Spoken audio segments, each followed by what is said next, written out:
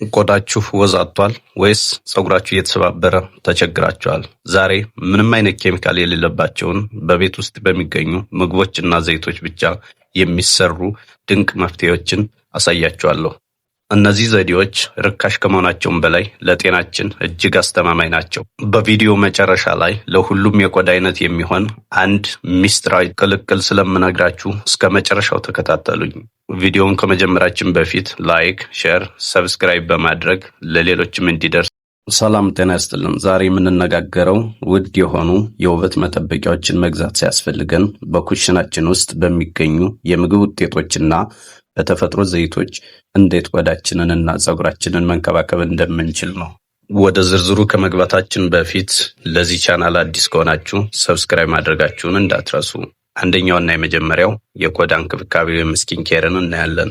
ተፈጥሯዊ ውጤቶች ቆዳን ሳያቆስሉና በኬሚካል ሳይበክሉ ለማጽዳትና ለማለስለስ ይረዳሉ። የመጀመሪያው እንክብካቤ የፊት ማጽጃ ነው። የፊት ማጽጃ ቡናና ማር እጅግ በጣም ጠቃሚና አስፈላጊ ናቸው። የቡና ዱቄት የሞተ ቆዳን ለማንሳት ሲረዳ፣ ማር ደግሞ ባክቴሪያን በመከላከል ፊትን ያጠራል ማለት ነው። አጠቃቀሙ እንዴት ነው ለሚለው አንድ የሾርባ ማንኪያ ቡና ከአንድ የሾርባ ማንኪያ ማር ጋር ቀላቅሎ ለ5 ደቂቃ ፊት ላይ ማሸት ማለት ነው። ከዚያም ለስለስ ባለ ውሃ መታጠብ። ሁለተኛ ለፊት እርጥበት ወይም ፊታችን ለሚደርቅብን ወይም ስንታጠበው ለሚሰነጣጠቅብን ማለት ነው።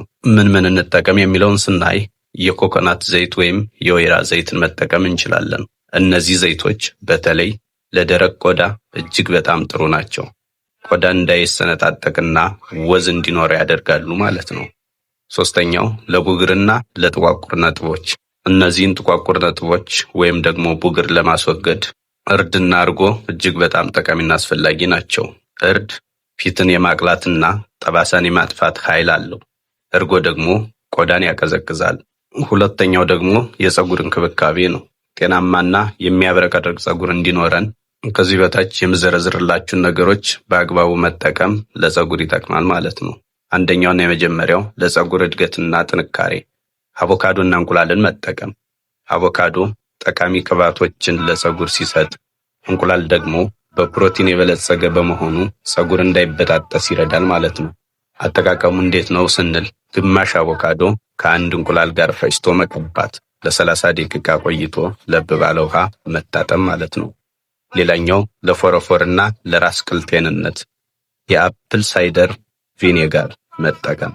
በውሃ በጥብጦ ፀጉርን መታጠብ፣ መጨረሻ ላይ መጠቀም። ፎረፎርን ያጠፋል፣ የፀጉርን ፒኤች ይጠብቃል ማለት ነው።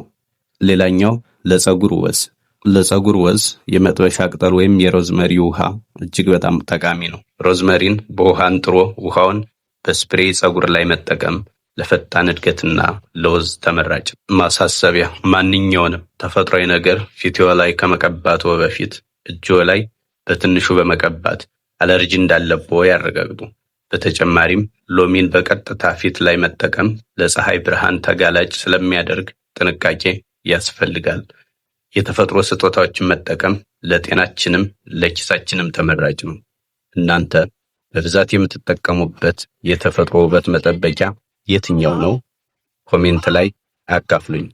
ቪዲዮውን ከወደዳችሁት ላይክ እና ሼር ማድረጋችሁን እንዳትረሱ። በሚቀጥለው ቪዲዮ እስከምንገናኝ መልካም ጊዜ